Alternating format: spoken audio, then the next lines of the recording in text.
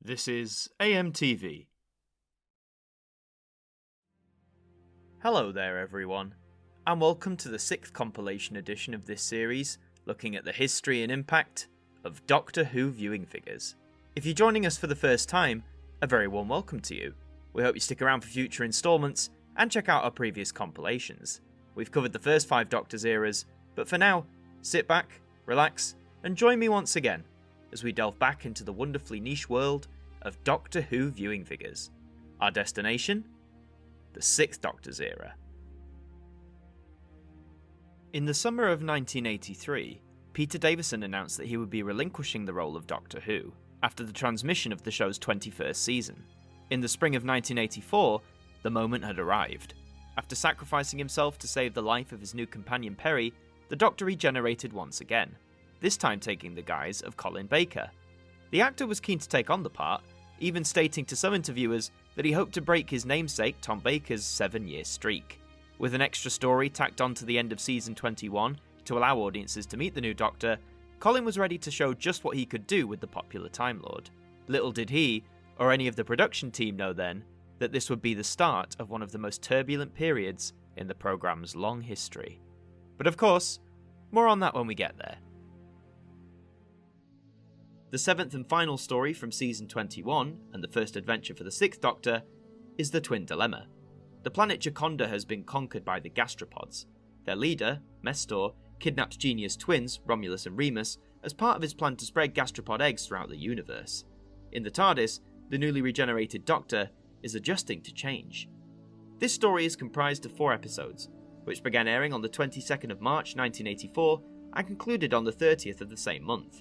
Here are the individual viewing figures for all 4 episodes, and whilst the 6th Doctor starts strong from where the 5th left off, we see a worrying drop by story's end. Part 1 indeed is the peak of the story's viewership, with 7.6 million tuning in, before slowly dropping across the next 3 episodes. Part 2 dips slightly to 7.4 million, Part 3 a little further to bang on 7 million, before Part 4 records the biggest drop and the least viewed part of the story, with 6.3 million viewers sitting down to see the 6th Doctor face off against Mestor. When looking over at the top 40 programmes, surprisingly, the most viewed episode does not chart the highest. Part 1 charts at 66th, but Part 3, despite having lower viewership, managed to finish off at 59th. Part 4 rounded off at 67th, and Part 2 serves as the lowest charter for the Twin Dilemma, finishing at 71st place. So with the arrival of a brand new Doctor, why weren't the viewing figures for his opening story much higher? When looking over at the competition on ITV, I'm surprised to say that I don't think it did too much damage on this occasion. Thursday and Friday opponents remained quite steady, with Emmerdale Farm and Knight Rider mainly occupying the Thursday slots, with the Zodiac Game and the Fall Guy making up Fridays. These programmes, whilst popular, didn't seem to damage Doctor Who's viewing figures in the same way that a programme like the A-Team did towards the beginning of season 21's run. And if anything let the Twin Dilemma's figures down, it certainly wasn't promotion. Even before the story began, the press rollout for the 6th Doctor was in full swing. The first appearance from Colin actually wasn't focused on Doctor Who. Appearing on Pebble Mill at 1 on the 29th of February, Colin joined his wife Marion to discuss the tragedy of cot death, the couple having lost a child to it fairly recently. However, as March came around, Colin was seemingly popping up everywhere to chat about the new part. On the day of the Caves of Androzani Part 3, the 15th of March, a photo call with Colin and Nicola took place, with the former later making an appearance in his striking new costume on Blue Peter. On Saturday the 17th of March, more costumed appearances followed for both Colin and Nicola, as they appeared on children's programme Saturday Superstore, in which they took viewer questions via phone, including a surprise call from the Master. On Tuesday the 20th of March, Colin, together with Peter Davison, appeared on the show Hearty, in which they took viewer questions and also discussed the part and the show in general. Finally, on the day the Twin Dilemma began, on the 22nd of March, Colin and Nicola would again appear in costume, this time on leading morning show Breakfast Time. So in just a span of 1 week, the arrival of the new Doctor was extensively covered on TV, and in the print world, the situation was very much the same. Lots of newspapers ran articles heralding the 6th Doctor's debut, and the Radio Times dedicated a full colour page to said arrival. After all of the hype and promotion drummed up for the new Doctor, the Twin Dilemma sadly didn't meet many of the demands held by viewers. The decision to make the 6th Doctor initially very erratic and temperamental is a decision that I find really interesting, but I feel wasn't necessarily executed to the best effect. Had the story had more time, or dialogue, or actions that were a bit more subtle and a bit less obtuse, then I feel an unlikable Doctor could have worked, at least to begin with. For me though, it's not the actions of the new Doctor that let it down, rather the dull acting from some of the guest cast. It just drags the story right down and drowns out other actors who are turning in a good performance, such as Maurice Denham as Asmael, whose final scenes with the Doctor in this story are really quite touching. It may not succeed in every level, but I do think it gets far more negative attention than it deserves. I don't think it's that awful of a story, and at least they tried to do something radically different with the new Doctor. It's not for everyone, but who knows, after you've watched it, you may even find that it's for you. If you want to hear me talk more about it, I did a video with my friend Davis in which we really talked about this a lot.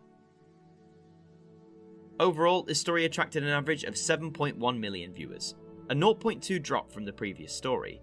An average of this level would have still been seen as respectable for a programme in 1984, especially one that was over 20 years old. But it is a shame that the Sixth Doctor didn't get a fresh boost of viewership for his debut story, which is something nearly all of the other Doctors had received. The Twin Dilemma has frequently been placed last in various rankings of Doctor Who stories, and ever since I first watched it, I always thought it was undeserving of that title. It's not necessarily a fantastic story, but it's one that experiments with new ideas for a new Doctor, wasn't afraid to stray into areas the show hadn't done previously, and even though we have some creaky performances, we have some truly wonderful scenes in the mix too.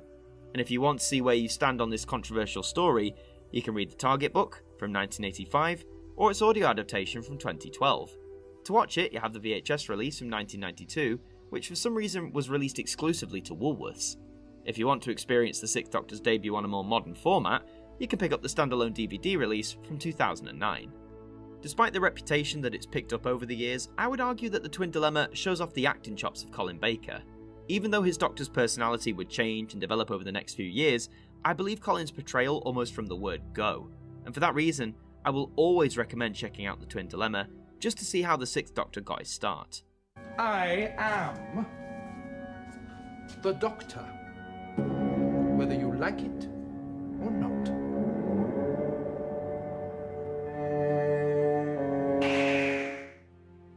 In the first few days of 1985, viewers were gearing up for the return of Doctor Who once again, this time its 22nd season, and with a brand new Doctor piloting the TARDIS. Colin Baker had officially made his debut in the closing serial of the previous season, The Twin Dilemma. The experiment to show a more erratic, unstable Doctor was certainly an interesting idea, but one in which didn't hit all the right marks. Audiences were left not liking the sixth incarnation of the beloved Time Lord, and those that did had to wait almost a full year to see him again. Producer John Nathan Turner still had a few ideas up his sleeve, however, which he hoped would bring the viewers coming back in droves. One of the biggest shake-ups was the format of the show itself. Ever since its inception, Doctor Who had broadcast 25-minute-long episodes. However, the previous year, Resurrection of the Daleks broke that mould by having its 4 standard-length episodes become 2 45-minute-long features, which went down successfully with viewers, and gaining the highest viewing average of the season. It was partly this success that would result in all stories of Season 22 adopting the 45-minute length, and returning to Doctor Who's staple position of the Saturday tea time slot, the first time the show had occupied the space since early 1981. So, with bumper-length episodes and a return to Saturday nights, surely this alone would spell great success for Doctor Who as far as ratings were concerned, especially with the new Doctor finally getting a proper chance to show himself off to audiences. Let's take a deep dive into Season 22 and find out if this seemingly assured success came to pass. The first story from Season 22 is Attack of the Cybermen. In 1985, Halley's Comet approaches Earth.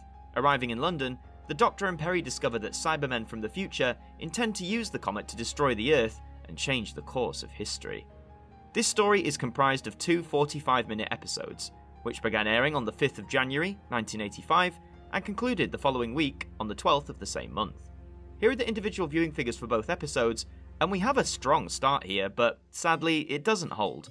Part 1 of the story attracted a whopping 8.9 million viewers, a figure the programme hadn't achieved since Part 3 of Time Flight back in 1982. Part 2, however, doesn't quite reach the same feat. In the space of just 1 week, nearly 2 million audience members had decided to dip out of the story, with now 7.2 million tuning in. Whilst this result is still respectable by 1985 standards, it's quite surprising that almost 2 million viewers decided not to continue with the story to see how it concluded. In regards to the top 40 programmes, despite the initial high viewing figures, Doctor Who ended up nowhere near the top 40 itself. Part 1 came in at 71st, and Part 2 fell into triple digits, rounding off at 104th place. Not the best result for your season opener. So, even though Attack of the Cybermen kicked Season 22 off with one of the best ratings results in years, what was causing so many audience members to drop off partway through? Well, I think we need to address the format shakeup and how that could have affected things. As mentioned, episodes were now 45 minutes in length as opposed to 25, and Doctor Who was back airing on Saturday nights as opposed to twice weekly, as it had been doing for the past 3 years. Many viewers rejoiced that the sci-fi staple was back in its traditional slot, but in terms of its place in the schedule, it was much earlier in the evening than people had expected. Since the early 70s, Doctor Who had gone out either close to, on, or after 6 PM, with the Peter Davison years even going closer to 7, which was seen as more of a prime-time slot. For Season 22, the original transmission time was penciled to be around 6:15, slightly earlier than the last few seasons, but still familiar territory. However, controller of BBC One, Michael Grade, decided to shift the show 50 minutes earlier, with the new time being 5:20. Grade took this decision as he felt the programme would run better in this earlier slot, especially with its expanded runtime. This meant Doctor Who was going out in a slot it hadn't occupied predominantly since the 1960s, and, as a result, it could have impacted the viewing figures. Or perhaps the format itself put viewers off. The 1.7 million dip in viewership between parts 1 and 2 indicate that something wasn't clicking. It could have been the length, but it sadly could have also been down to the new Doctor. This isn't Colin's fault directly, but often a first Doctor's opening story would attract higher viewership initially, before dipping with subsequent episodes. Now, I know this wasn't Colin's first adventure, that technically goes to the previous year's Twin Dilemma, but keep in mind, audiences hadn't seen the Sixth Doctor for 9 months, and for those who didn't warm to him in the opening story, may have been further put off by how the Doctor is characterised here. Of course, this is all speculative theory, but I think a lot of it does hold weight, considering how sharp the viewing figures dropped between episodes. But we also need to consider our 2 regular factors, competition and promotion. For the former, ITV decided to air one of the most popular American imports of the day against Doctor Who, and that of course was the A-Team. The show managed to steal away sizable chunks of viewership away from Peter Davison's final season, and given the continued popularity of Mr. T and his colleagues, the same effect could have definitely happened here. I will give a mention to the VCR market, however, which was beginning to really boom as the 1980s progressed. Players and tapes were gradually coming down in price and becoming more affordable for households to acquire. And whilst more people were recording Doctor Who year after year, the measures used to calculate ratings didn't consider these recordings, still primarily focusing on live viewers. Home recordings wouldn't be considered for several decades to come, so more on that when we get there. For promotion, Attack of the Cybermen got a decent bout of it, but perhaps not as much as you'd expect for a season opener. The first bit of publicity actually came several months before transmission, in the July of 1984. A photo call was held with Colin in costume as the Doctor, joined by guest star Faith Brown, who was due to play the Cryon Flast, but she wasn't asked to don her costume for the promo shoot. Brown would later appear on BBC One's Breakfast Time on the 13th of July to discuss her upcoming role with the presenters, though viewers wouldn't get a glimpse of her for another 6 months. Closer to transmission, the Radio Times promoted the opening episode with a monochrome photo of the Doctor, together with a shot of a Cyberman. Sadly, no full-colour spreads, or even better, a front cover, but at least the programme was still being pushed somewhat in the listings magazine. However, for Part 2, the back pages section was dedicated to the episode, with full-colour photos of a Cyberman, some Cryons, and guest star Sarah Green. Promotion via TV was a bit more substantial. The day before Part 1, on Friday the 4th of January, Breakfast Time once again promoted the season opener, with a short extract from Part 1, and the following day, Colin Baker, together with Nicola Bryant, Jacqueline Pearce and Mary Tam, appeared on the hit children's show Saturday Superstore. All 4 actors had been appearing in the pantomime Cinderella, which had begun on Boxing Day 1984, and was produced and directed by Doctor Who's producer, John Nathan Turner. A small clip from Part 2 was also previewed as, funnily enough, host Sarah Green was appearing as one of the Cryons.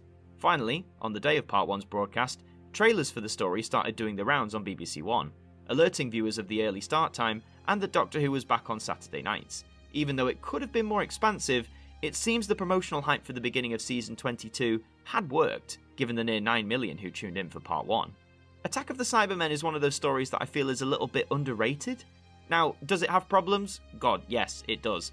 The story is chock full of continuity references to earlier adventures from back in the 60s, and don't get me wrong, nowadays that information is a lot more accessible, but back in 1985, when repeat viewings of black and white episodes were rare, and many of them were believed to no longer exist, only those who were there for their original airings almost 20 years prior may have fully understood the full context of many of these references. The other main criticism is that this story is full of unnecessary violence. Now, I don't mind me some violence in Doctor Who, and I actually find a lot of it here fairly acceptable given what's going on in the story, but of course, there are moments that seem a little excessive. The classic example, of course, is this.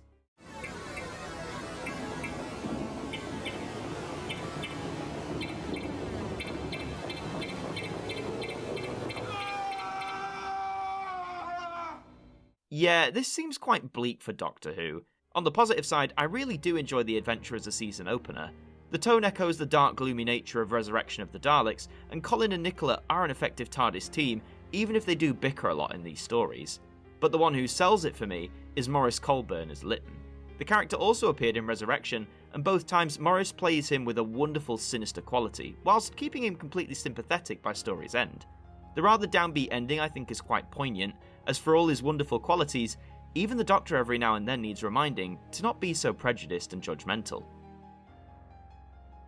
Overall, this story attracted an average of 8.1 million viewers. That's a 1 million increase from the previous story, The Twin Dilemma, and a 0.8 boost from the previous season opener, Warriors of the Deep.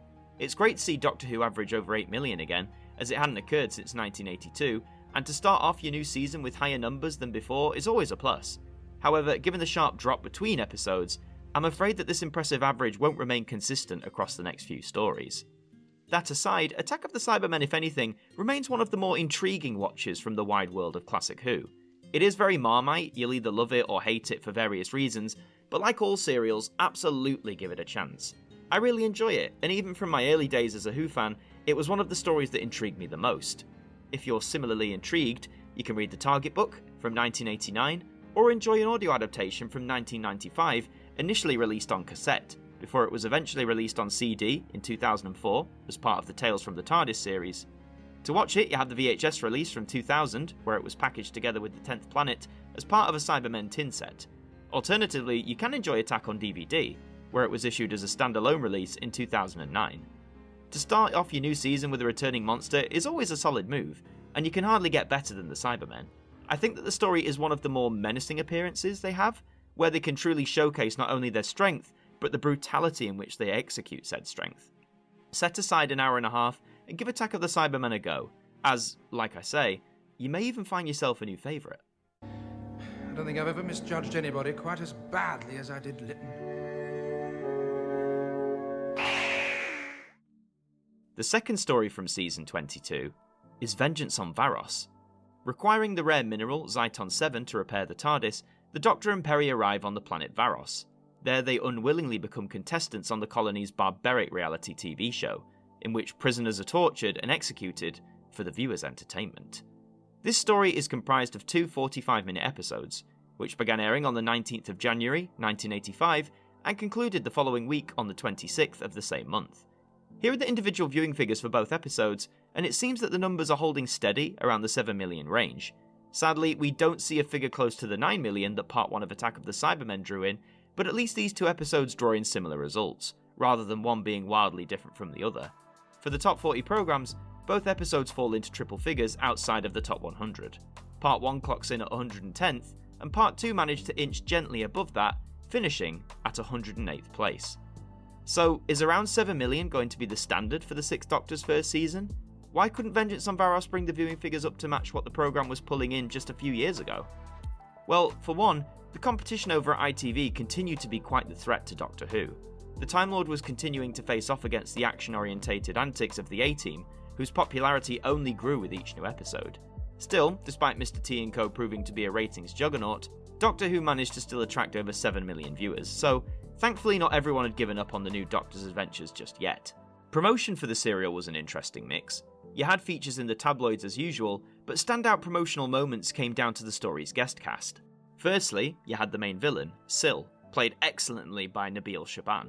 The actor's leading role in Doctor Who here helped promote the Fair Play campaign, which aimed to help performers with disabilities, such as Shaban himself, gain more recognition and subsequent parts on television.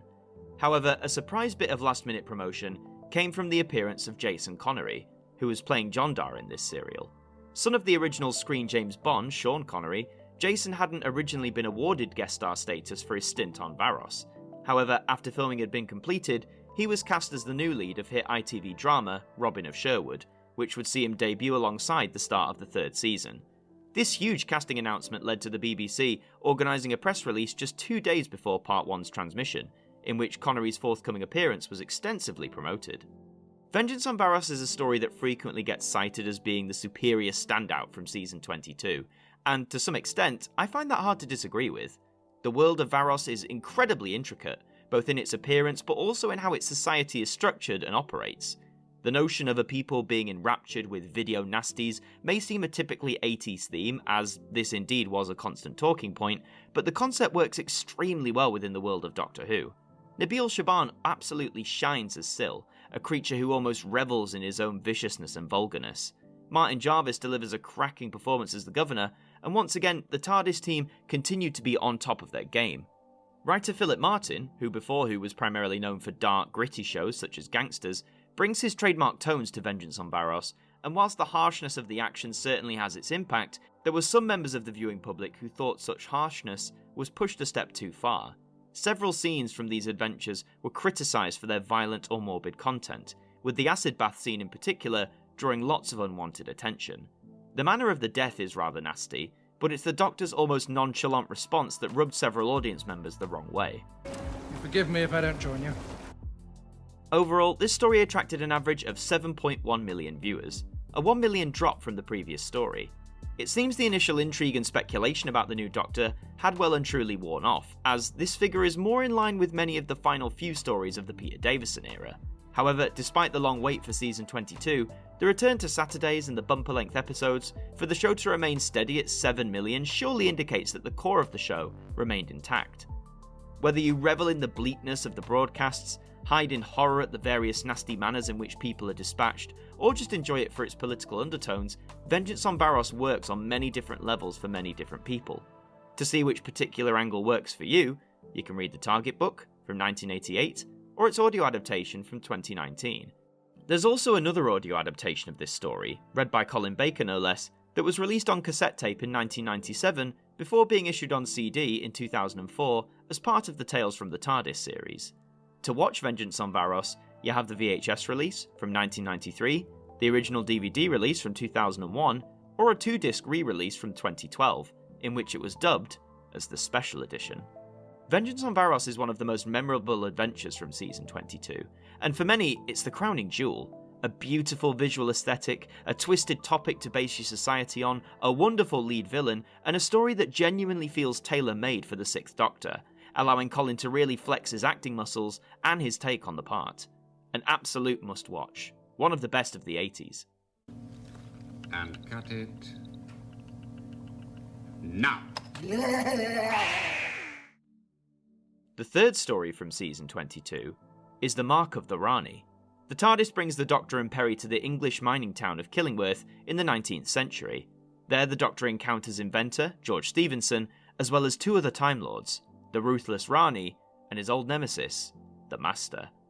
This story is comprised of 2 45-minute episodes, which began airing on the 2nd of February 1985 and concluded the following week on the 9th of the same month.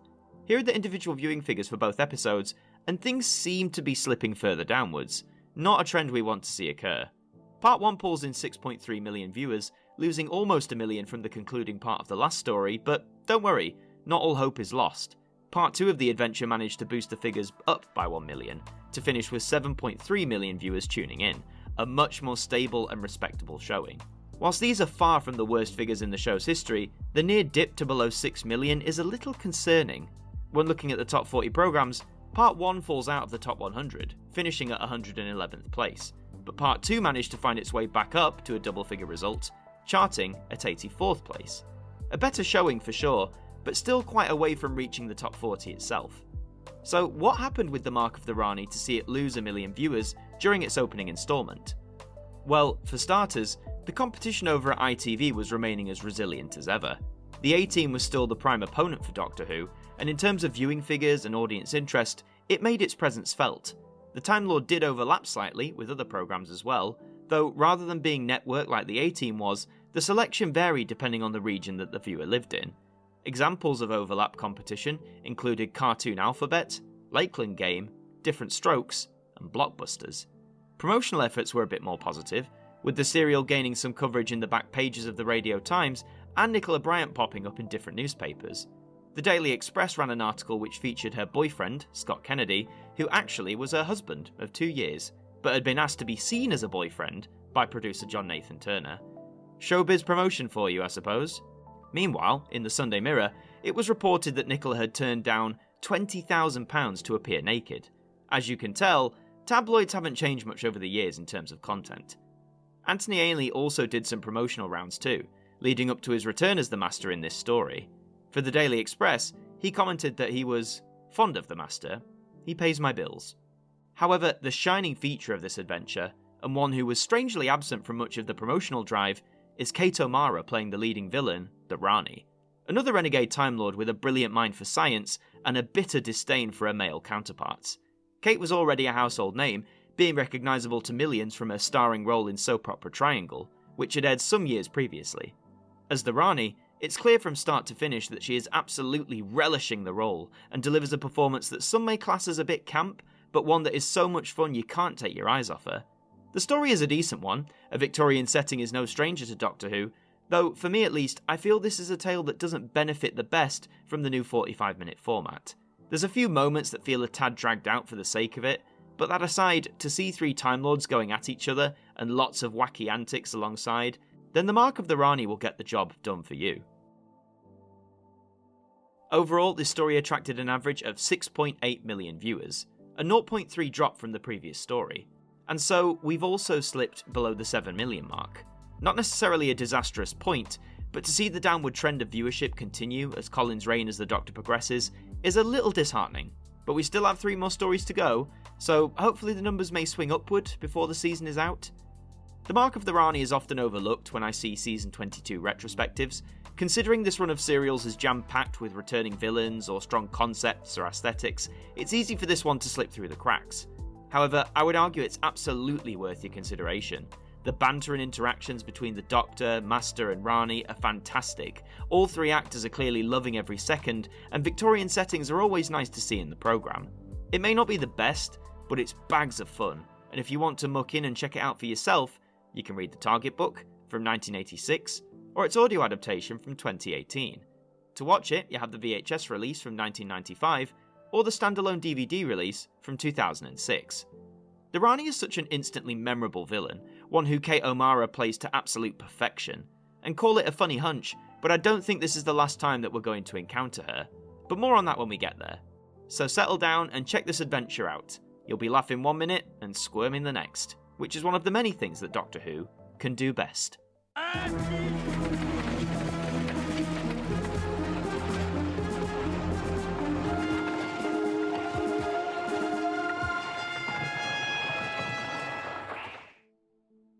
The 4th story from Season 22 is The Two Doctors.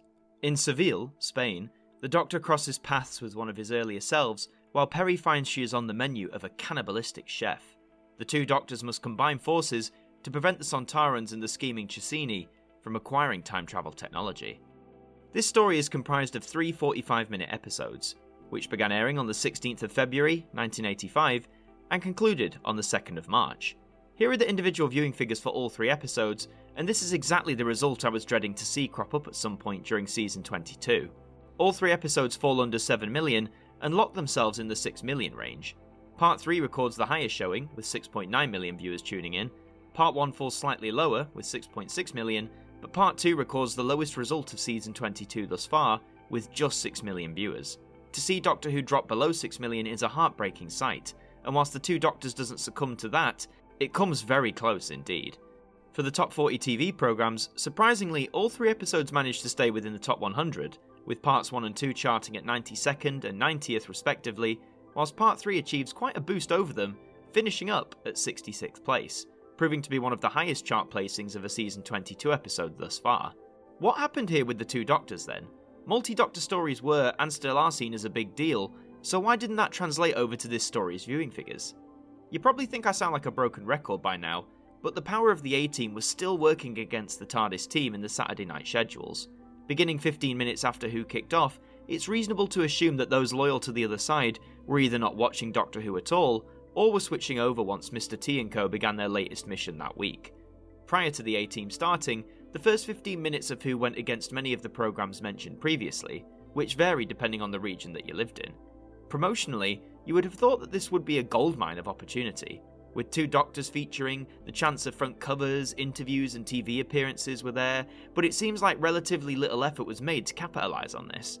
In late 1984, Patrick Troughton had made an appearance on leading children's programme Blue Peter, but this was to promote his role in the Christmas classic The Box of Delights. Doctor Who was brought up briefly, but the sci-fi staple was not the real focus here. Nevertheless, Pat's appearance as Cole Hawlings would have introduced him to a whole new generation of children, some of which may have been curious in seeing him turn up in Doctor Who as one of the Time Lord's incarnations. There were no special feature articles in the Radio Times outside of the usual listings, but one of the most surprising promotional spots occurred on television, when immediately after Part 2 aired, that week's Jim Will Fix It featured a segment titled A Fix with Sontarans, in which young fan Gareth Jenkins teamed up with Colin Baker and Janet Fielding, reprising her role as Tegan, to take out some invading Sontarans. Over 10 million viewers tuned into this 5-minute sketch, around 4 million more than those who had just been watching The Two Doctors itself. However, between parts 2 and 3, on Wednesday the 27th of February, fans of Doctor Who were about to encounter some truly shocking news. The 1986 season of Doctor Who, its 23rd, was to be delayed, widening the gap between story transmissions by double. Instead of the usual 9 months, it would now be 18 months before viewers would see the Doctor again on BBC One. The man behind the decision, Michael Grade, was the controller of the channel, and he had been harbouring thoughts towards the show for some time. He cited several moments from season 22 that he believed to be nasty and overly violent. From the Two Doctors specifically, moments such as Shockeye biting into a rat, and that same character later facing death by cyanide, from the Doctor no less, were seen as steps too far by some viewers, Michael Grade included. He decreed that the programme needed the extended rest to find a new direction, and improve on what he perceived to be tired and ropey stories that were a far cry from the so-called golden days of the 1960s. It wasn't an outright cancellation, but this was arguably the further major dent in the tried and tested armour that Doctor Who had been wearing for over 20 years. And many perceived this moment to be the first step in what would ultimately culminate in the show's eventual downfall. But more on that when we get there. Back to the story at hand, The Two Doctors is often maligned by people for being too long, crammed full of continuity references, and excessive violence to name a few.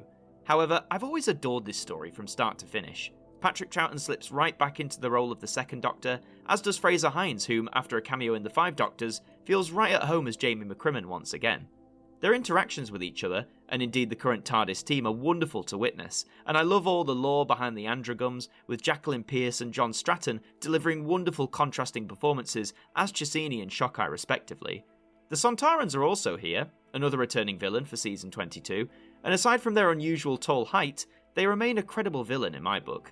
Their presence may feel a little bit shoehorned in, but they're just as thrilling to watch as ever. Robert Holmes returns to Doctor Who to pen the script, and whilst I respect and agree to a level that 3 45-minute instalments may be a tad too long, in terms of how the dialogue is written, it's still quintessential Holmes stuff. We are also treated to lots of lovely location work in sunny Spain. This marked the 3rd year in a row in which Doctor Who travelled abroad, and the lush settings of Seville give this serial an air of elegance and flair that is so unusual to see in the classic series.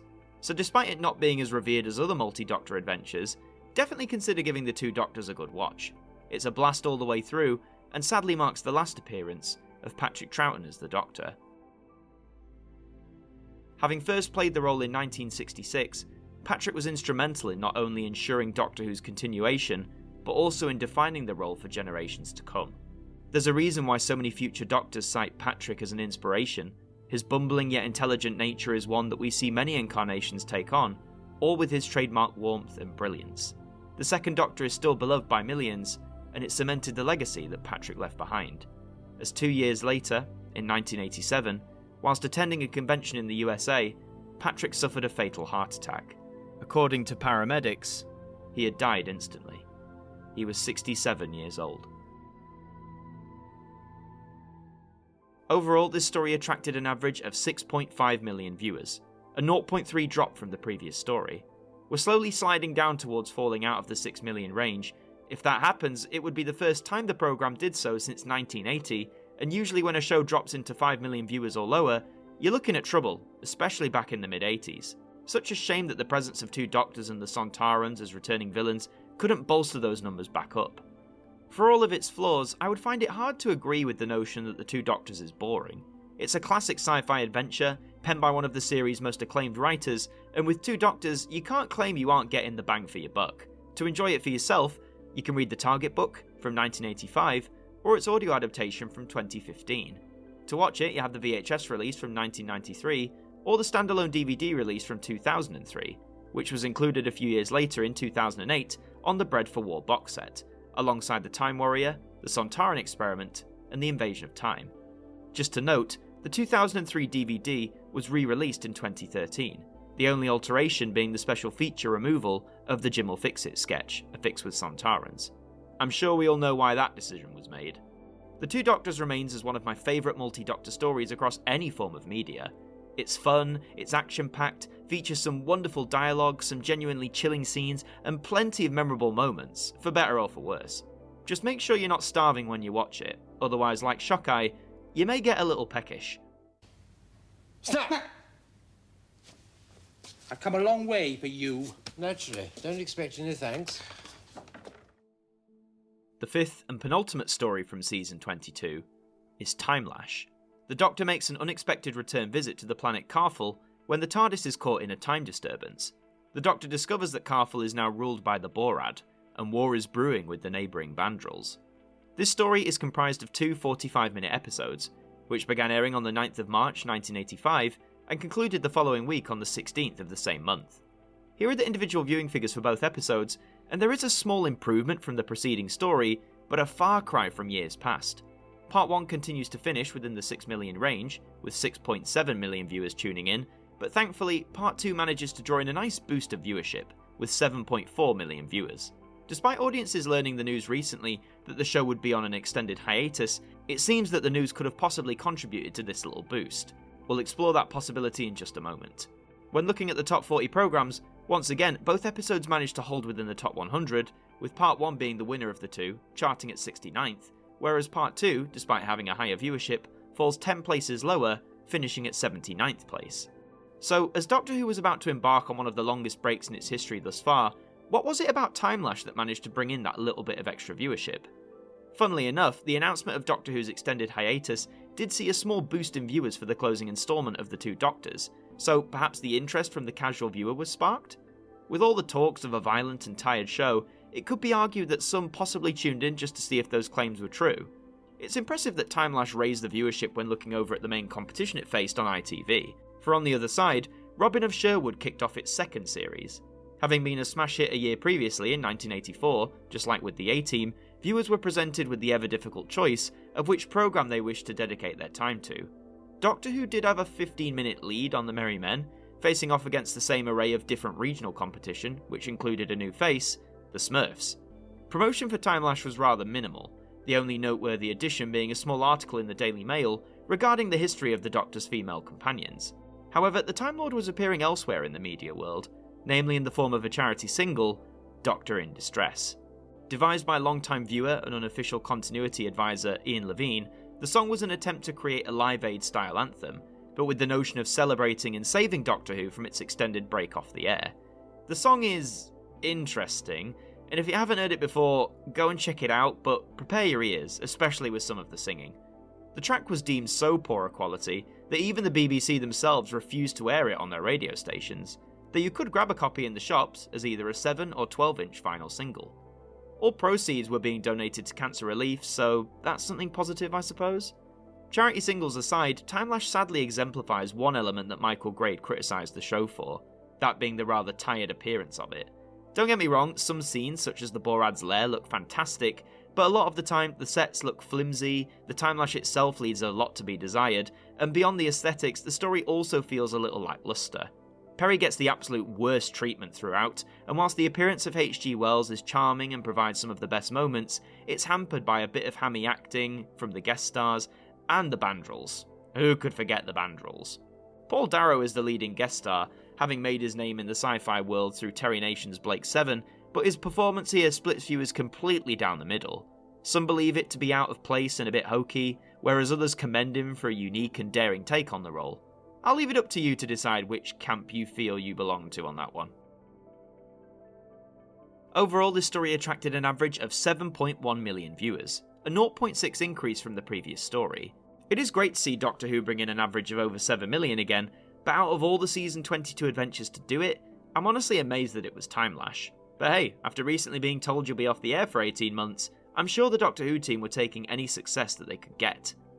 Timelash is often found in the bottom 10 of many story rankings lists, but despite its sour reputation, there are some who genuinely love it, and that's always been one of Doctor Who's great strengths, that for potentially any of its stories, there will always be someone who can find it absolutely brilliant. And to see whether you think Timelash is brilliant, you can read the Target book from 1985, but there's no audio adaptation as of yet. To watch it, you have the VHS release from 1998, or a standalone DVD release from 2007. Like many of the preceding adventures in Season 22, Timelash is far from boring. If you can shut your brain off and revel in the more ropey moments that this serial offers, then you'll have a whale of a time. But if Timelash stands as an example of who at its shakiest, then I'd argue the following adventure delivers the complete opposite. Goodbye, Doctor. Unpleasant journey.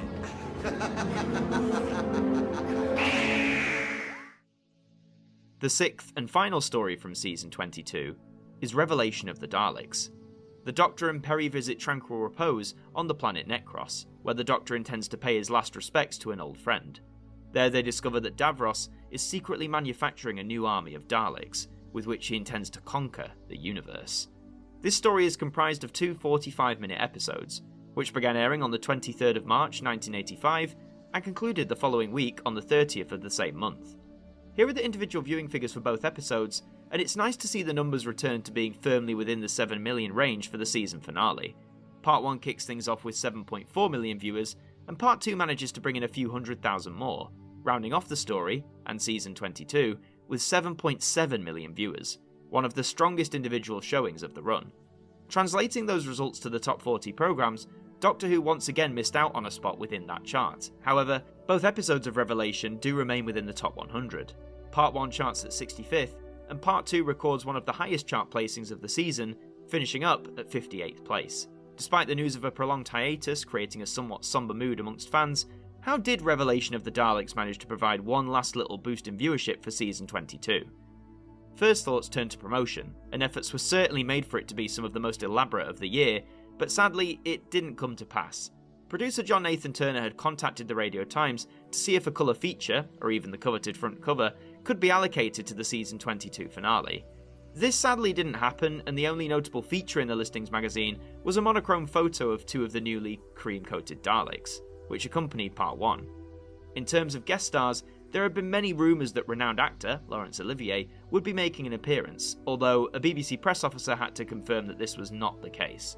A famous performer who would be appearing, however, was comedian Alexei Sayle, who played the DJ at Tranquil Repose. Chatting with the Daily Express, Sayle discussed his love for the programme and also his nerves for taking a role within it. But if we put forward the notion that the BBC missed a major opportunity to promote Revelation, did ITV capitalise on this with its competition offerings? Well, not really, but they didn't really need to. Robin of Sherwood was progressing with its second series and was performing really well with audiences and in the viewing figures table, so a change in time slot away from Doctor Who was probably not necessary. Revelation of the Daleks saw the programme's viewing figures climb higher and higher, which is always a positive, but these achievements were somewhat downplayed due to the realisation of all those watching that this would be the last trip in the TARDIS for quite some time. Revelation of the Daleks is such a fascinating adventure. It's one of the darkest scripts ever put forward in Classic Who, and who else to craft the tale than Eric Saywood, who was also serving on the show as the script editor.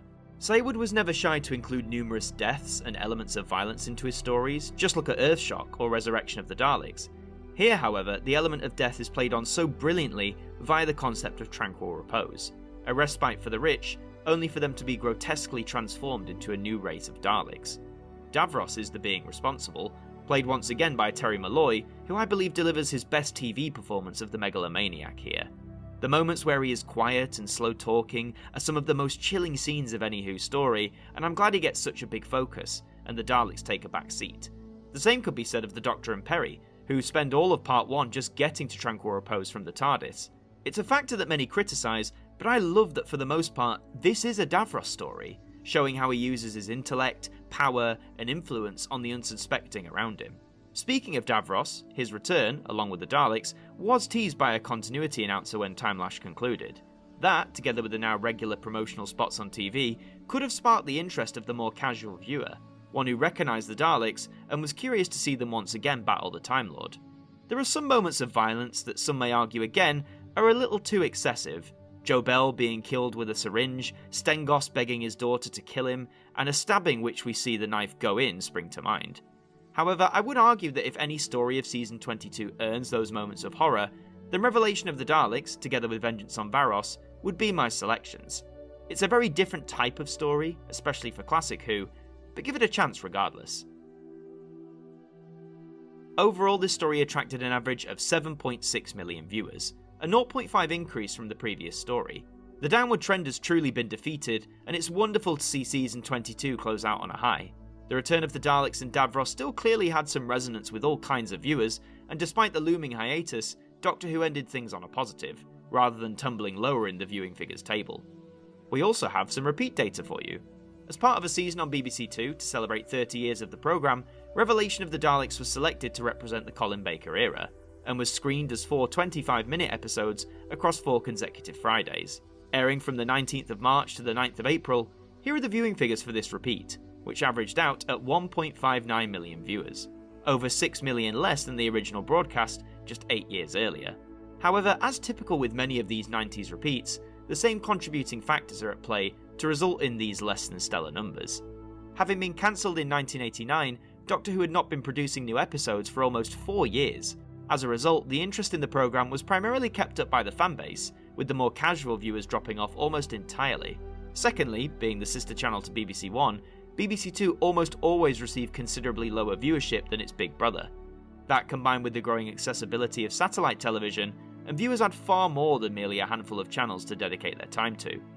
Revelation of the Daleks stands as not only one of the best stories of the Colin Baker era, but one of the greatest stories of all Classic Who, at least in my view. To find out whether or not you agree with me, you can read the BBC Books release from 2019, or its audio adaptation released the same year. You can also enjoy this release under the Target imprint, which was released in 2021. To watch it, you have the VHS release from 1999, packaged together with Planet of the Daleks as part of a Dalek tin set. It was later issued on VHS again, this time as part of the Davros collection, which was released in 2001 and was exclusive to WH Smith's. On DVD, you can enjoy Revelation via a standalone release from 2005 or as part of numerous box sets. These include the Dalek collection from 2007, which was exclusive to Amazon, or the complete Davros collection, which was also released in 2007. It may be a very downbeat and gloomy ending for Season 22, but Revelation of the Daleks holds so much within its 2 episodes. Whether it's the grotesque actions of Davros, the rebranding of the Daleks, or even just to see how Alexei Sayle fits in, there is something here for everyone. It's just a shame that we never find out where the Doctor planned on taking Perry to truly kick back and relax. I suppose anywhere will be peaceful after Necros. All right. I'll take you to... So that's Season 22, the 6 stories that comprise it, and the ratings that they garnered. With the transmission of Part 2 of Revelation of the Daleks, Season 22 was brought to an end, concluding a near 3-month run, comprised of 13 45-minute episodes across 6 stories. Now, let's have a look at the story averages for this season. The results are certainly less consistent than the previous year, but the highs are certainly higher, and the lows are also slightly lower. The clear winner is the season opener, Attack of the Cybermen, with 8.1 million viewers on average, the only story to cross into the 8 million range. The least viewed story is the multi-Doctor crossover, The Two Doctors, with 6.5 million viewers watching on average. It may be far from being the least viewed Doctor Who story over the last 22 years, but the closer the programme gets to falling below 6 million is always a slight cause for concern. Overall though, the averages displayed here from Season 22 arguably present a case that Doctor Who, despite the shake-up in format and Doctor, was still just as popular as it ever was, with a loyal viewership whom, whilst vocal, were always up for sitting down to tune into the escapades of the TARDIS team. Now, as we always do, let's work out the overall average for this season. By combining the average ratings for each story, we can calculate that the average viewing figures for Season 22 of Doctor Who stands at around roughly 7.2 million viewers, which mirrors the overall average gained by Season 21 the previous year. This result further supports the argument that despite all of the criticisms and the announcement of the 18-month hiatus, Doctor Who viewers weren't necessarily flocking away in their millions, but that the programme had a core viewership built up over the past 22 years that weren't quite tired of the Time Lord just yet. When we put this result against the previous 21 seasons, Season 22 sadly falls within the bottom 5, tying with Seasons 5, 7 and 21 for being the 4th least viewed season of the programme thus far. Again, a 7.2 million average overall is indeed quite healthy for a programme over 20 years old, but considering it still ranks in the bottom 5, arguably shows that the hyper-popularity spikes seen in the 60s and 70s wasn't exactly reoccurring as the 80s progressed on. Season 22 had a tall order on its hands right from the very start. Not only did it have to reintroduce audiences to the 6th Doctor after a 9-month absence, but it had to juggle the brand new 45-minute format and adapt its often traditional story structures into something more dramatic. Did it work every time? No, I'd argue it didn't. Stories like Timelash limp along, and the 2 Doctors perhaps didn't need to be 3 episodes, but on the other hand, we get some stories that really dared to push the boundaries of what Doctor Who could do with its storytelling. The video nasty theme of Vengeance on Varos may focus on violence, but the way in which it's presented is wonderfully written, and Nabil Shabana-Sil is an instantly memorable classic villain. As is the Rani, with Kate O'Mara delivering a brilliant performance that put her up alongside some of the Doctor's strongest enemies. The Big Four all return for this season, that being the Cybermen, the Master, the Sontarans and the Daleks, the first season in which they all appear. It may make things feel a little crammed, but their presence is always welcome nonetheless. Not to mention we got a multi-Doctor story thrown in the mix. Patrick Troughton shines as the 2nd Doctor for one last time, and with Revelation of the Daleks ending the series on a creative high, it seemed almost ludicrous that the show was paused when it was. But if there was one thing that was for certain, it was that Colin Baker was most certainly the Doctor. His performance may not have been enjoyed by everyone at the time, and in retrospect, Colin has said he often didn't warm to how his incarnation was portrayed on TV, but he still retains the warmth, wit and adventure that all of his predecessors held too. The hiatus may have dampened Colin's enthusiasm slightly, but he, along with his many fans, were excited and hopeful to see where his adventures would take him next. It's the autumn of 1986, and after an 18-month break, viewers were finally getting ready again to sit down and enjoy new episodes of Doctor Who on a Saturday night. The announcement of the hiatus had come as quite a shock, not just to audiences, but the team making the programme as well. BBC One controller, Michael Grade, believed the show was too tired and too violent, instructing the production team to tone down the nastiness and find the sense of fun that he felt the programme had been lacking for some time. With this in mind, producer John Nathan Turner had some truly tough decisions to make. To start with, all existing scripts that had been lined up for season 23 were scrapped. However, many of them can be enjoyed today, either as target books or via audio adaptations from Big Finish. In the place of these original scripts, the decision was taken to produce one long story that would play out across the entire season. The story chosen ran with the idea of the Doctor being placed on trial by the Time Lords. Borrowing a motif from Charles Dickens' A Christmas Carol, 3 adventures marking the Doctor's past, present and future would take place within the trial framework before concluding events in the final 2 episodes. Part of what influenced this one long story idea was the change to the series format yet again. Having experimented with 45-minute episodes during season 22, higher-ups at the BBC believed that ultimately it hadn't been a success, despite the season attracting an overall average of over 7 million viewers. To this end, season 23 of Doctor Who would mark a return to the more familiar 25-minute episode structure, with 14 of them allocated to the production. These 14 25-minute episodes would mean that season 23 would be the shortest season of Doctor Who thus far. Despite all these setbacks, the production team got to work and began to piece together the 14-part epic that would be known as the Trial of a Time Lord. For Colin Baker, this would mark his 2nd season as the 6th Doctor. Unfortunately for him, it would also turn out to be his last. But more on that when we get there. For now, let's dive into season 23 and see how the Doctor came to be on trial and the grave implications it could have for him if he should be found guilty. The first segment of the Trial of a Time Lord is the mysterious planet.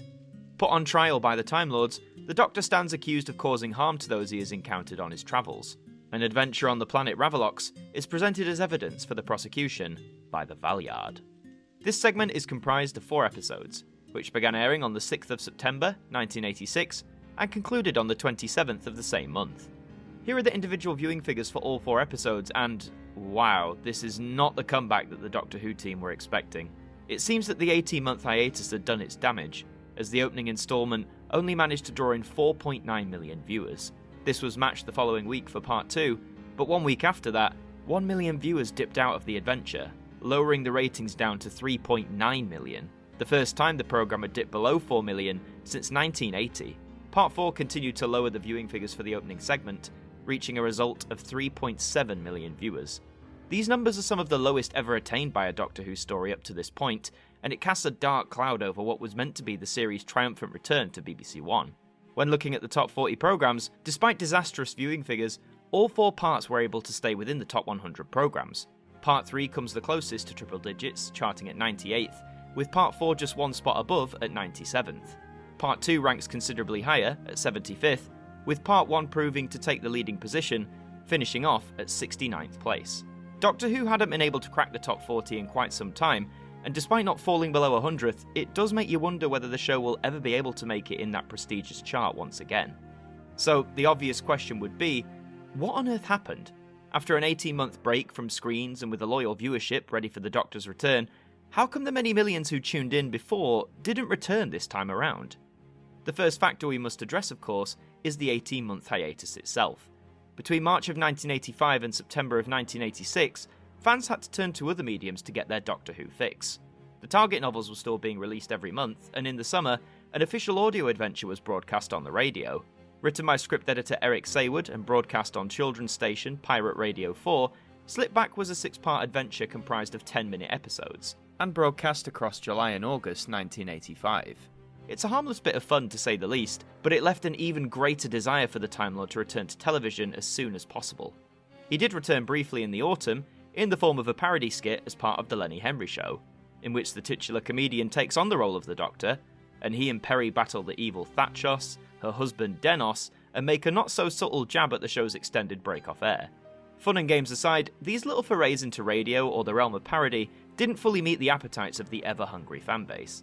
Those who desired information constantly could always indulge in Doctor Who magazine, which had been running since 1979, as well as various fanzines that were popular at that time, the most prolific arguably being Doctor Who Bulletin, or DWB for short, which began to grow ever critical of the show's producer, John Nathan Turner, who himself was about to helm his 6th series in the role. But as the autumn season of 1986 drew closer, every possible effort was made in the promotional department to get the programme right back into the consciousness of the viewing public. As a result, there were several stories and articles in the print world promoting the series' return, as well as several TV appearances too. In August of 1986, Colin Baker was interviewed on Open Air and soon after appeared alongside Linda Bellingham on an episode of the popular chat show Wogan, to once again promote the series' upcoming return to BBC One. On the morning of Part 1's broadcast, the Saturday Picture Show touted an appearance from Bonnie Langford, who was due to become the new companion in a matter of weeks, but more on that when we get there.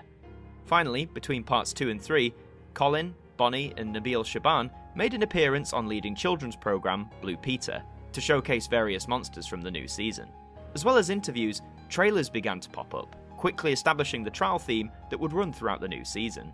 With promotional efforts being at their strongest in years, was it perhaps the competition over at ITV that prevented Doctor Who from achieving its triumphant return? The answer there is quite possibly. Going up against Doctor Who once again was the American action series, The A-Team. This show had faced the Time Lord in both 1984 and 1985, and on both occasions managed to not only attract high viewership, but was also creating a dilemma for those who only had one television in the house, and in some cases, no means of recording the programme. Whilst VCRs were becoming more popular year after year, those watching after broadcast weren't included on the viewing figures results, and wouldn't be for several years to come. And for those who didn't have a VCR, with the A-Team having a 10-minute head start, perhaps viewers watching the other side were less inclined to change the channel once they were already partway into an exciting venture with Mr. T and Co. But even though the A-Team was still really popular and undoubtedly stole a sizable chunk of viewers away from Doctor Who, it was arguably the programmes that preceded the TARDIS team that could have done even greater damage. For the first programme of BBC One's Saturday evening lineup was Roland Rat, the series. After having been credited for saving ITV's fledgling breakfast programme TV AM, Roland eventually moved over to the BBC, in which he was given his own pseudo-chat show, which was expected to be a great success. Unfortunately for the Beeb, Roland Rat the series was anything but successful, proving to be a ratings disaster and failing to chart within the top 100 programmes. And it's reasonable to assume that if audience members were put off by Roland's antics on BBC One, they were highly likely to change the channel and to stick with whatever they were offering, neglecting to change back for when Doctor Who started, especially when considering the 10-minute lead held by the A-Team. The Time Lord and the Rodent crossed over somewhat too. On the night of Part 2's broadcast, Colin Baker recorded an appearance as the Doctor, introducing Roland Rat the series, and then providing linking continuity into his own programme. It's a shame that less than 5 million viewers tuned in for the opening instalment of The Trial of a Time Lord, as this first segment feels particularly refreshing and so full of life. Despite the extended break, the production team went to every effort to prove that Doctor Who still had a place within the Saturday night schedules. This is no clearer than in the opening shot of Part 1, in which we see a vast space station, which ends up pulling in the TARDIS, establishing the setting for the Doctor's trial. This sequence costs several thousands of pounds, a great deal of the show's budget, but its intention of giving Doctor Who impressive and modern-looking visuals absolutely worked. It still looks incredible today, and stands out as one of the series' greatest visual effects moments. We are introduced to the main players of this trial, namely the Inquisitor and the prosecuting Valeyard, played wonderfully by Linda Bellingham and Michael Jaston respectively. The past segment itself is a fun, if slightly paint-by-numbers Who adventure. It's great seeing the Doctor and Peri do something other than bicker all the time, and the introduction of vibrant characters such as Glitz and Dibber really help keep the serial moving whilst remaining very entertaining. Joan Sims is the leading guest star, playing Queen Katrika, and having been the star of several Carry On films, it was hoped that her presence would have attracted perhaps some of the older patrons within the audience. This segment was penned by Robert Holmes, former script editor, and one of the most prolific writers to ever have contributed to the programme. The Mysterious Planet may not be the most memorable of Holmes' scripts, but it still contains his trademark writing style that never fails to be interesting at the very least. There are some effects that even by 1986 standards look a little ropey, but that aside, these 4 parts are an exciting start to the trial season.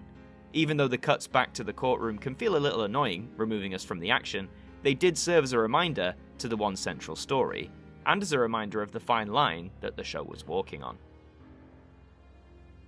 Overall, this segment attracted an average of 4.4 million viewers, a whopping 3.2 million drop from the previous broadcast story, Revelation of the Daleks. This is a disastrous result to say the least, and is the lowest average that Doctor Who has recorded thus far in its first 23 years on the air. It seems the extended gap in transmission, the strong competition, and the off-putting preceding programmes all contributed to audiences flocking away from the Doctor's trial, and I'm sure it served as a harsh wake-up call to both the production team and indeed the BBC. The Mysterious Planet can often be overlooked when analysing the various trial segments, and whilst it may get lost when compared to other Robert Holmes' scripts, it's one you should still check out and give your attention to. Some call it a bit standard, but it's always nice to have a straightforward adventure every now and then. To discover the mysteries of Ravalox for yourself, you can read the Target book from 1987, or an audio adaptation from 2013, in which it was bundled with the following segment, Mindwarp, and this reading was re-released together with all the remaining episodes of Trial in a collection set in 2020. To watch it, you have the VHS box set release from 1993, which came packaged within a lovely TARDIS tin, and on DVD, it again was released as part of a Trial of a Time Lord box set, which hit shop shelves in 2008. Over a decade later, the segment would debut on the Blu-ray format, as part of the Season 23 collection set, released in 2019. To kickstart a 14-part epic is no easy feat, but for the most part, The Mysterious Planet I believe succeeds in providing an exciting adventure to bring audiences back in, whilst setting up the grander stakes of the Doctor's trial and foreshadowing what perils could be coming up. And it seems that the man who postponed Doctor Who, Michael Grade, thought this too. Now part of the BBC board as Director of Programmes, at a BBC One Drama press launch in early August, Grade congratulated producer John Nathan Turner, as he found the opening instalment very enjoyable. Now, whether he would retain this enjoyment for the rest of the season, we'll just have to wait and see. Oh yes, Doctor, much better. The most damning is still to come. And when I have finished, this court will demand your life. The second segment of the Trial of a Time Lord is Mindwarp.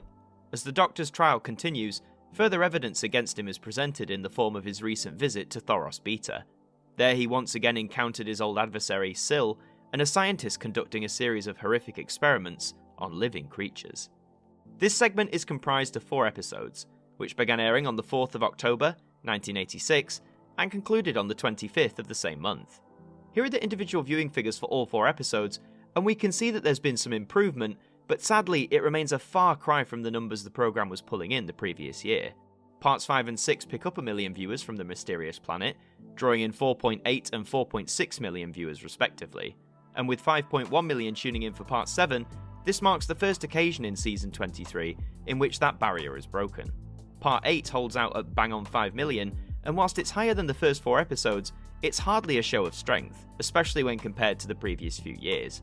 In regards to the top 40 programmes chart, all 4 parts managed to remain within the top 100, a reassuring sight to say the least. Parts 6 and 7 tie for the weakest position, both of them finishing at 87th.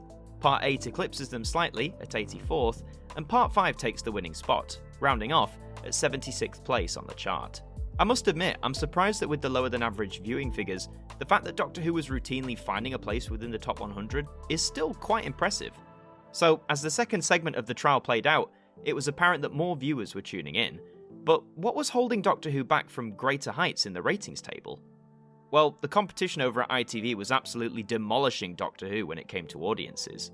Mindwarp's peak viewership was just over 5 million, whereas the A-Team were routinely getting double, with over 10 million viewers tuning in for each new instalment. However, again, it must be noted that despite being miles away from Mr. T and co, Doctor Who's viewership was steadily increasing and remaining within the top 100. Gotta take those small victories where we can. Promotional efforts were still present for the segment, but arguably nowhere near the level of what we saw for the mysterious planet. Nabil Shaban made an appearance as Syl on Blue Peter in September, as mentioned previously, and the actor also gave a few interviews to various publications on the sinister slug's return. Other guest stars were also given a bit of media spotlight, including Christopher Ryan, who would be playing the mentor Kiv, and of course Brian Blessed, who was playing King Yrcanos. Speaking of special appearances, Bonnie Langford made one on the popular chat show Wogan, which was broadcast between parts 6 and 7. Promoting her upcoming role as the future companion, viewers would have to wait a few weeks more before meeting Bonnie's character on screen, but it seems the production team were trying to hype up her role as much as possible, considering Bonnie's success as both a child and adult performer. Finally, during the transmission of Mindwarp, little bouts of promotion occurred after the conclusion of each episode, advertising either the steadily growing library of Doctor Who VHS tapes or the exhibition in Longleat, which had been running successfully for several years. Mindwarp is often considered to be the high point of the Trial saga, and in many respects, I couldn't agree more. This is arguably the darkest that Season 23 dares to get, with a focus on brain alteration, metamorphosis, and the rather shocking conclusion and the horrors that befall poor Perry. This segment was written by Philip Martyn, who had contributed Vengeance on Varos to Season 22 the previous year. I adored the world that he built on Varos, and that adoration continues into how he's crafted Thoros Beta. The character work for the most part is excellent, and the guest stars are really giving it everything they've got. Particularly Brian Blessed, whose presence is hard to miss with his big booming voice and mildly humorous outbursts. Nabil Shaban makes a wonderfully sinister return as Syl, and the additional lore we have regarding his planet and his superiors, the Mentors, is fascinating. But perhaps the biggest revelations occur towards the segment's end, when the Doctor is taken out of time by the Time Lords, thus bringing him to the events of his trial. Without the Doctor, Perry is left to the mercy of Dr. Crozier and his increasingly ill patient, Kiv. With her head shaved and Perry now being essentially dead, seeing Nicola Bryant embody the Kiv character is genuinely quite horrifying. One of the most spine-tingling moments of any Who story. It all makes for quite an emotional finale, one in which the Doctor is left in the courtroom both gobsmacked and seething with rage. A tantalising end to a superb segment. Overall, this segment attracted an average of 4.9 million viewers, a 0.5 increase from the previous 4 episodes.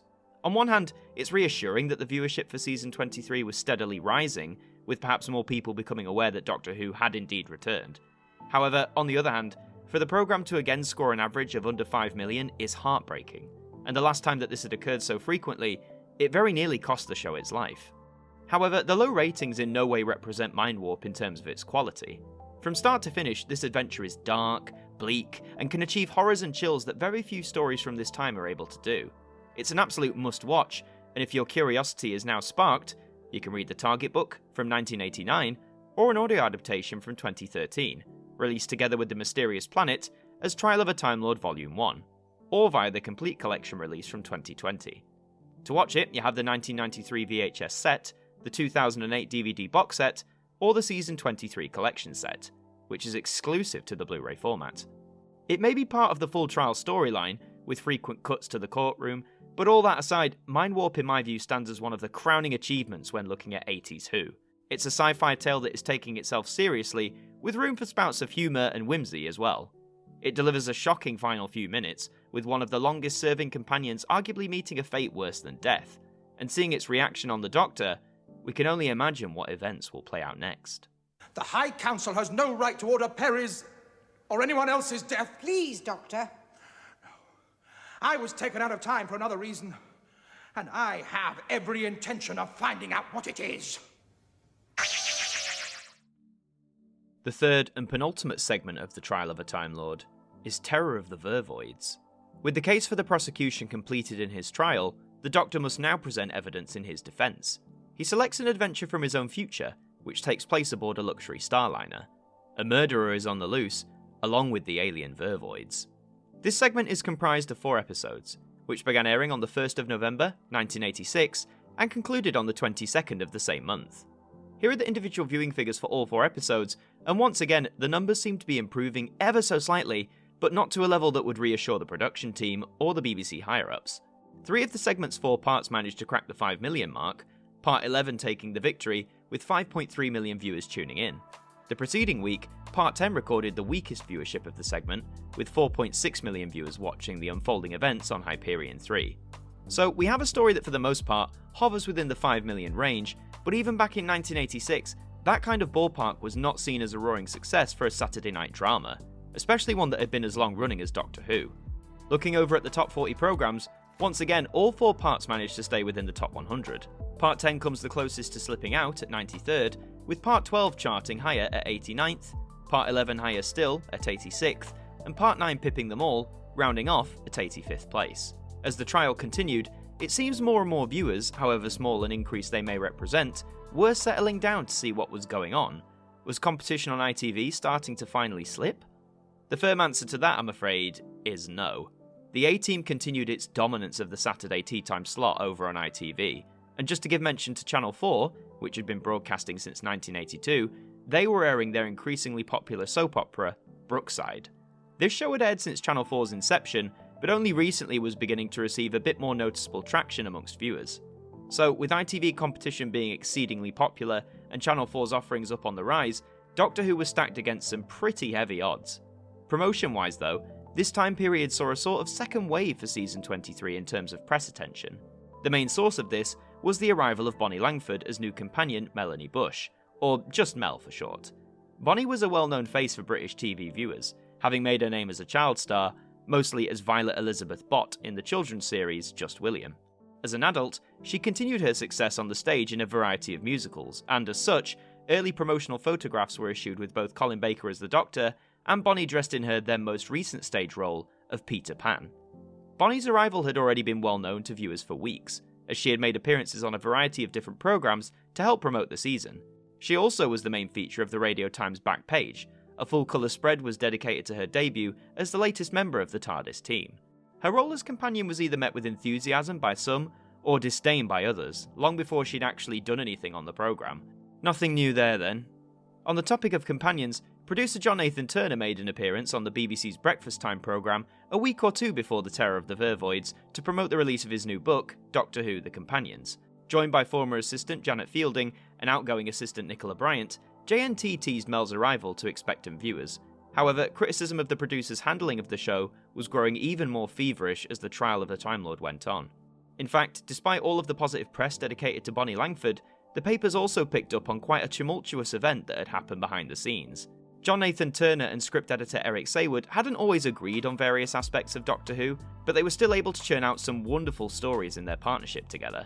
However, due to events surrounding the final segment of the trial, Saywood had vacated the role and launched a scathing public attack on the producer. This story was blown up as Terror of the Vervoids was set to air, but seeing as the context surrounding it is centred around the final 2 episodes, we'll focus more on this when we get there. On the positive, the last little promotional push came with the release of Dominic Glynn's arrangement of the Doctor Who theme as a 7-inch single. After 6 years of Peter Howell's 80s reimagining of the iconic original, Glynn's version has a sinister, foreboding quality to it, one that I really enjoy, and it is actually one of my favourite variations of the theme overall. The track also saw a 12-inch and cassette release in 1987, bizarrely releasing nearly a year after the regular single. Terror of the Vervoids has a lot riding on it in a way. Not only does it have to continue on from the devastating impact of the Mindwarp segment, but it also has to introduce us to a new companion from the Doctor's future, robbing us of a traditional first meeting story, and trying to sell us that these two have been travelling together for some time.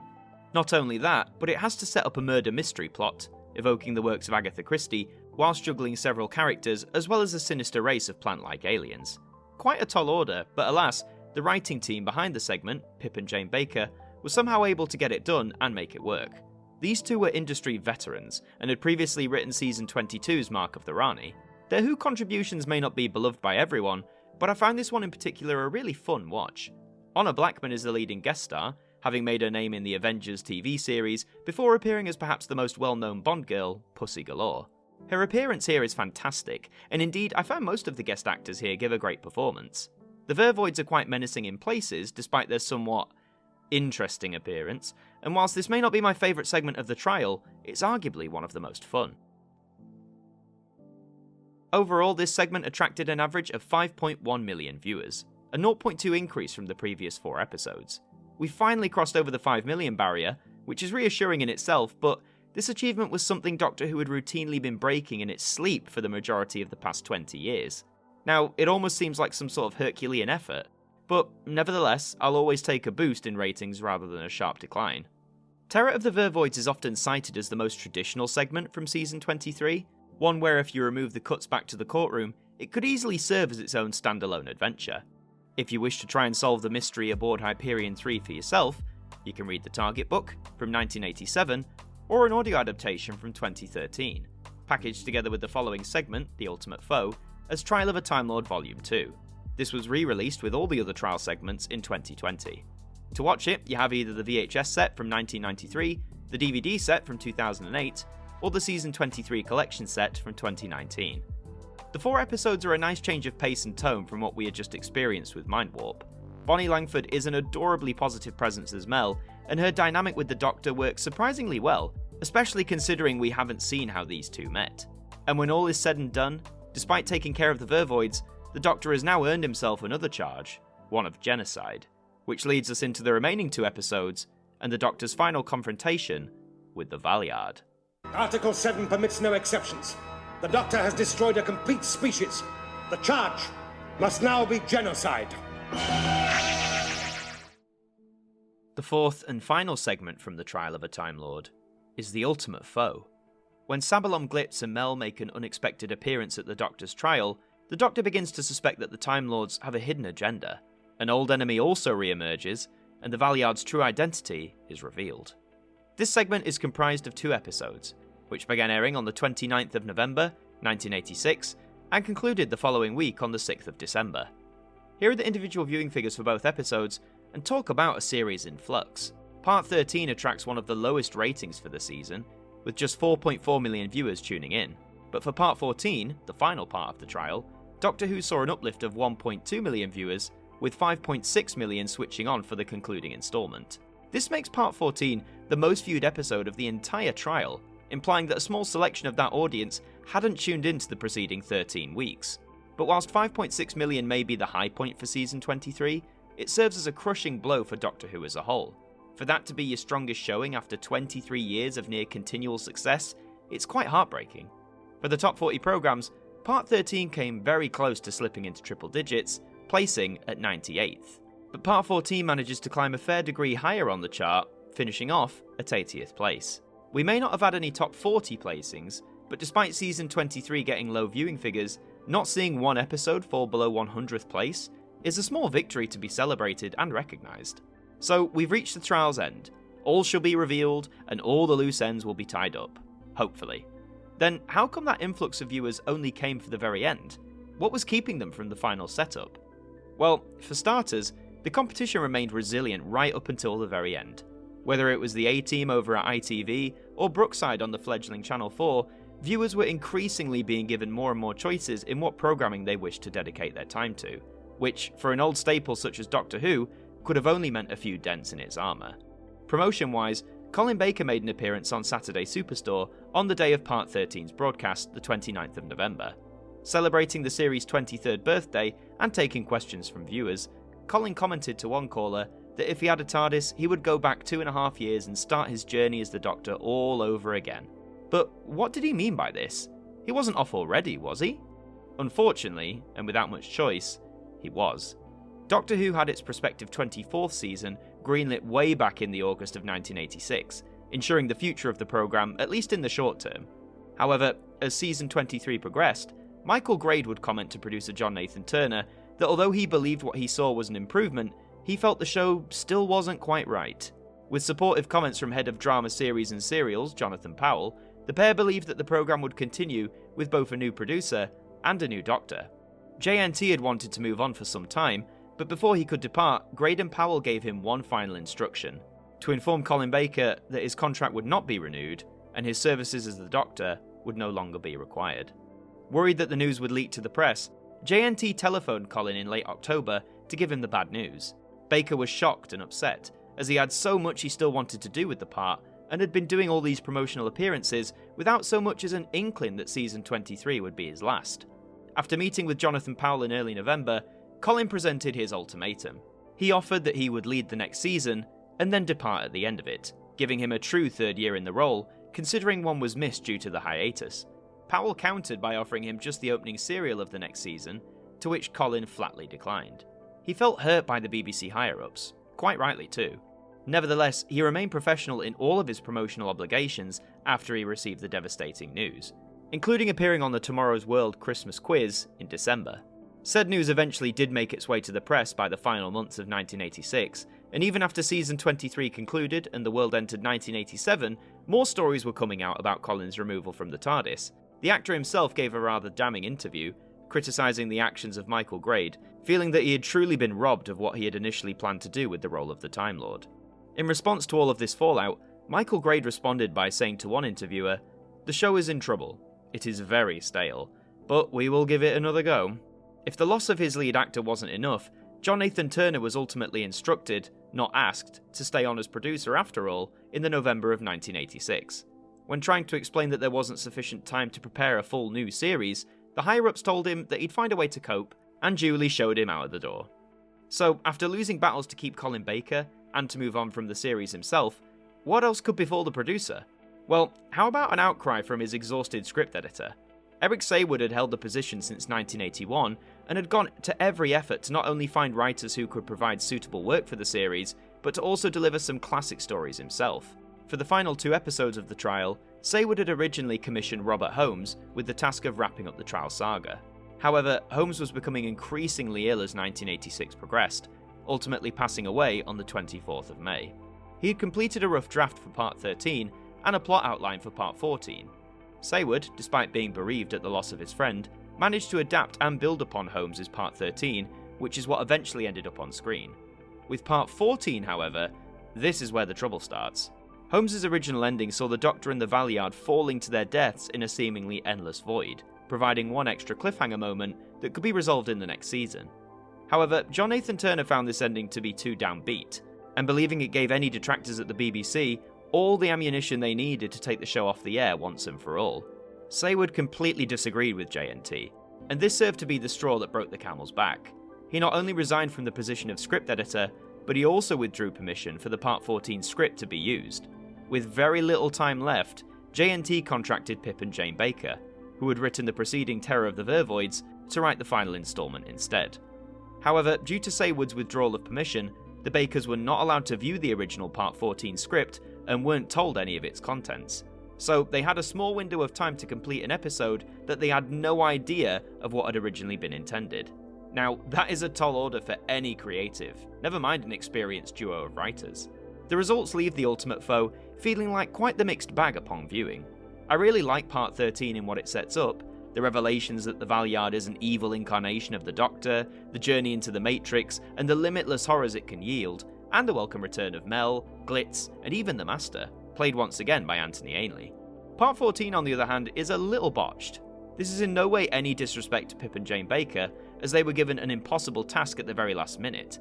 The fact that we got any sort of Part 14 at all is enough. However, the conclusion is very rushed, and in some aspects doesn't make the greatest of sense, or it certainly doesn't feel like a justified finale to this 14-week epic. It does, however, have a personal favourite line of mine. There's nothing you can do to prevent the catharsis of spurious morality. I mentioned earlier that J&T instructed that the ending be more upbeat, and indeed it was. With all charges against the Doctor dropped, he and Mel jump back into the TARDIS for some more new adventures. However, there is one further change made by J&T that I and many others feel is a bit unnecessary. Keeping with the positive theme, it's revealed that Peri didn't in fact meet her end in Mindwarp, but was actually alive and living as a warrior queen with King Yrcanos, with what we originally saw being a result of the Valyard's tampering with the Matrix. Now, who wouldn't want to be married to Brian Blessed? I know I certainly would. But not only do we learn this information without actually seeing it occur, but it just removes so much of the weight and impact that Mindwarp originally had. All in all, it may not be the most satisfying end to the Trial of a Time Lord, but the Ultimate Foe in just 2 episodes gives a damn good go at trying to tie everything up, whilst giving us lots of new lore to dwell on. I'd recommend watching it, as part of the whole Trial saga of course, and see what conclusions you come to, in how the Doctor was able to avoid death at seemingly his own future hand. Overall, this story attracted an average of 5 million viewers, a 0.1 drop from the previous 4 episodes. Whilst the drop may be minuscule, a 5 million average is still a poor showing for the programme.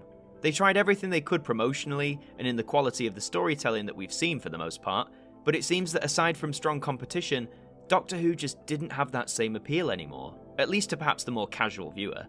The Ultimate Foe may make hardly any sense when viewed on its own, but even with all of its misgivings, plot holes and rushed elements, it still succeeds in some level of providing an exciting finale, one in which Colin Baker gives a marvellous performance, even though sadly it would be his last. That aside, if you're desperate to find out how the trial concludes, you can read the Target book from 1988, or an audio adaptation from 2013, making up half of the Trial of a Time Lord Volume 2, and later making up a quarter of the full trial collection, which was released in 2020. To watch it, you can select either the 1993 VHS set, the 2008 DVD release, or the Season 23 collection set, which is exclusive to Blu-ray and was released in 2019. Trying to summarise and round off a story across 14 instalments is a task that most would never dare attempt, but the Doctor Who team always embraced a challenge. And considering this particular challenge had the series' future at stake, they needed to give it everything that they got. The Ultimate Foe may have been besieged with problems and lost publicly within the press attention from Colin's sacking and the fallout from Eric Saywood's resignation, but still, give it a fair chance. It's a respectable end to the longest and most ambitious saga the show had attempted to tell so far. Repair the Matrix, Keeper. Requisition anything you need. My lady.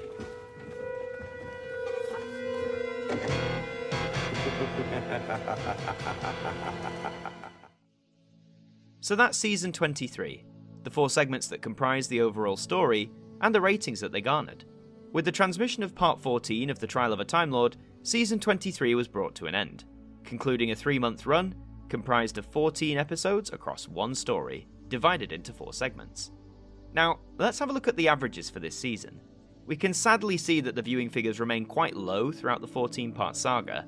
The peak comes with parts 9 to 12, The Terror of the Vervoids, which managed to bring in 5.1 million viewers on average, whilst the least viewed segment was the opener, The Mysterious Planet, which recorded a new low for the programme at just 4.4 million.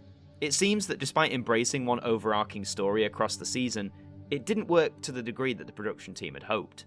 What was supposed to be Doctor Who's great comeback after an extended break ended up barely making a ripple in the television landscape. Now, as we always do, let's work out the overall average for this season. By combining the average ratings for each segment, we can calculate that the average viewing figures for Season 23 of Doctor Who stands at around roughly 4.9 million viewers.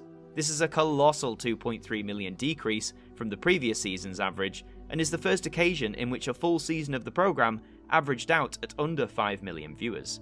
This is not a good showing at all for Doctor Who, and really represents the low point that the series had sank to, not necessarily in terms of quality, but in terms of how it was being perceived by the mass audience. This sadly means that for our ratings chart, Season 23 places at the very bottom, as the least viewed season of Doctor Who on our journey thus far.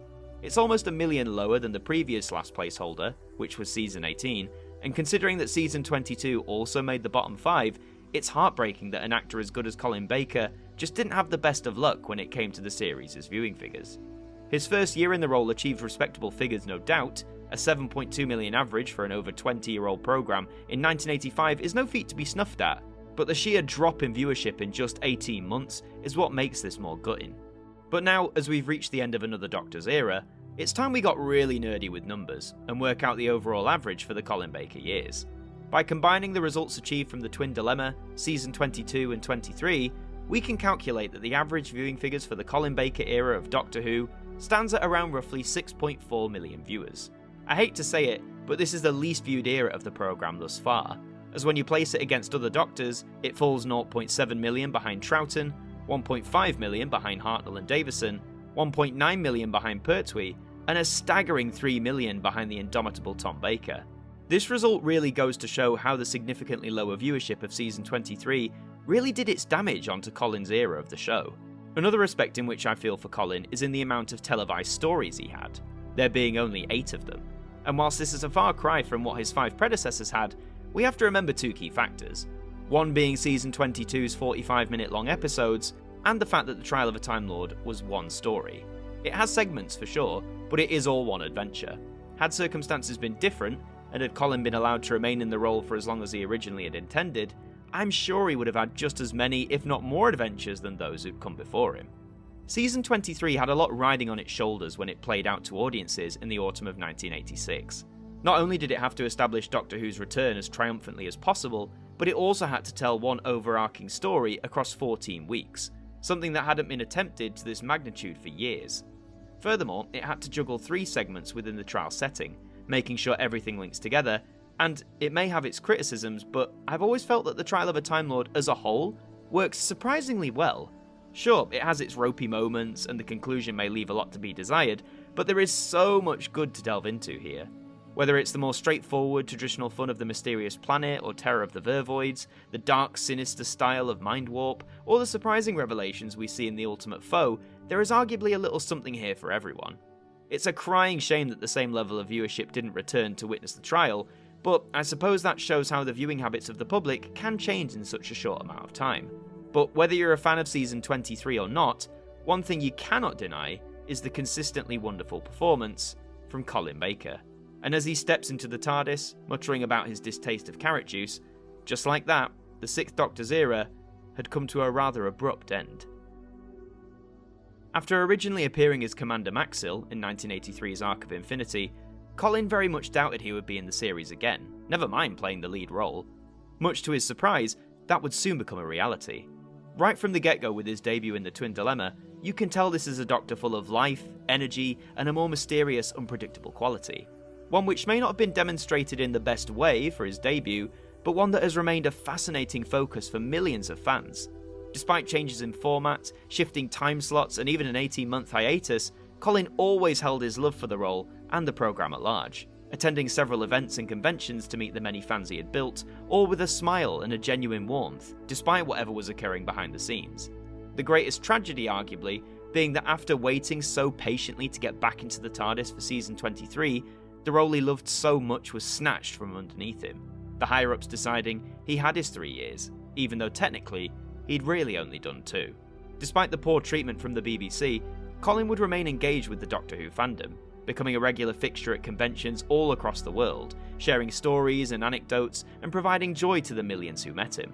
In 1989, he would pilot the TARDIS again, this time on the stage, taking over from John Pertwee as the leading incarnation of the Ultimate Adventure. In 1993, he once again donned his coat of many colours for the makeshift 30th anniversary special, Dimensions in Time, which of course is canon.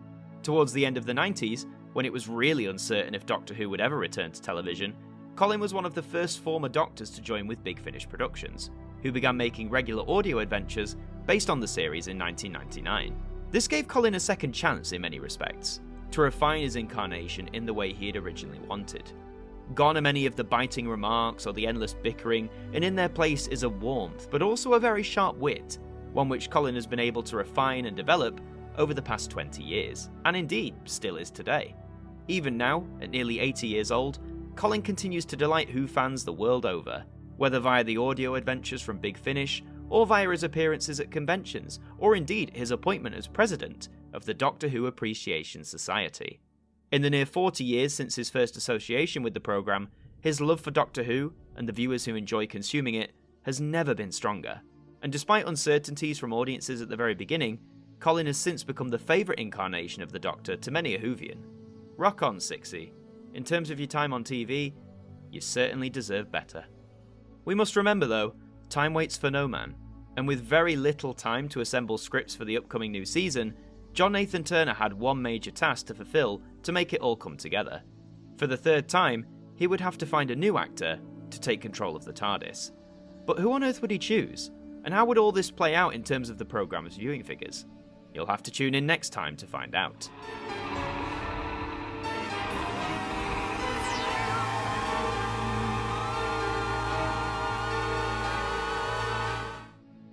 So those are the ratings details for the Sixth Doctor's entire era.